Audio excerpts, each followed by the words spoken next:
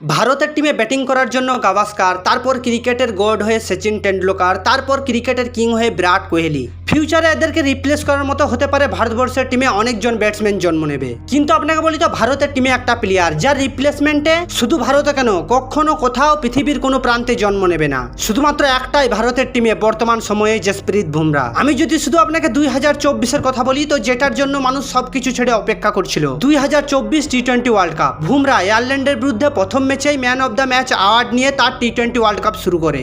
আপনাকে বলি তো তারপর পাকিস্তানের মধ্যে যখন 48 বলে 48 রান দরকার আর পাকিস্তানের হাতে 8টি উইকেট, তখন ক্যাপ্টেন রোহিত শর্মা বুমরাকে বোলিং করার জন্য আনে আর উইকেট নেওয়ার জন্য বলে next nothing to say, this is his story. Next super 8-এর প্রথম ম্যাচে আফগানিস্তানের বিরুদ্ধে 4 ওভারে 7 রান দিয়ে 3টে উইকেট নেয়। তারপর আপনাকে বলি তো বাংলাদেশের বিরুদ্ধে 4 ওভারে 13 রান দিয়ে 2টা উইকেট নেয়। তারপর আপনাকে বলি অস্ট্রেলিয়ার বিরুদ্ধে ট্রাভিস হেড। আর আপনাকে বলি তো সেই ট্রাভিস হেড যে 2023 ওডিআই ওয়ার্ল্ড কাপের মতো ইন্ডিয়াকে কাঁদানোর মুডে ছিল, আর বুমরা সেই টাফ সিচুয়েশনে এসে ট্রাভিস হেডের উইকেট নেই এবং ম্যাচের গল্প শেষ করে দেয়। এরপর আপনাকে বলি তো আগের বারে টি-20 চ্যাম্পিয়ন ইংল্যান্ডের বিরুদ্ধে শুধুমাত্র 2 ওভারে 2টা উইকেট নেয়। এবার আপনাকে বলি তো ভারতকে চ্যাম্পিয়ন বানানোর জন্য শুধুমাত্র একটা এক্সাম পাস করা বাকি।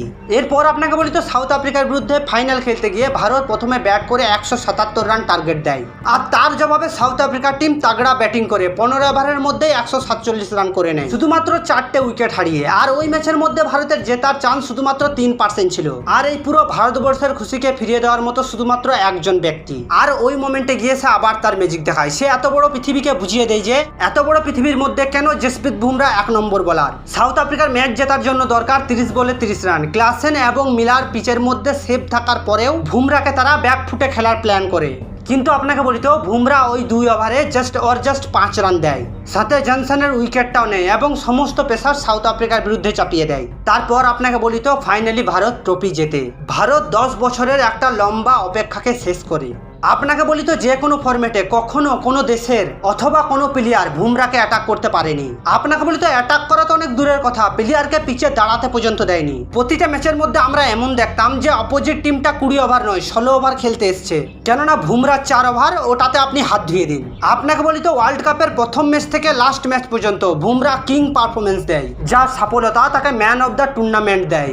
আজ আমি আপনাকে বলি তো এই ওয়ার্ল্ড কাপে 4 রানের ইকোনমিতে 178 বলে শুধুমাত্র 124 রান দেয়, আর এই 124 রানের মধ্যে 32 রান আউটসাইড এজ এবং উইদাউট কন্ট্রোলের মধ্যে নেয়। আমার একটাই কথা, আমরা যদি সচিনকে ব্যাটিং এর জন্য গড মানি তাহলে বুমরাকে বোলিং এর জন্য গড মানবো না কেন?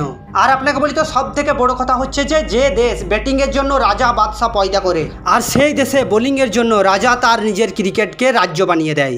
Bumrah is a sun in cricket.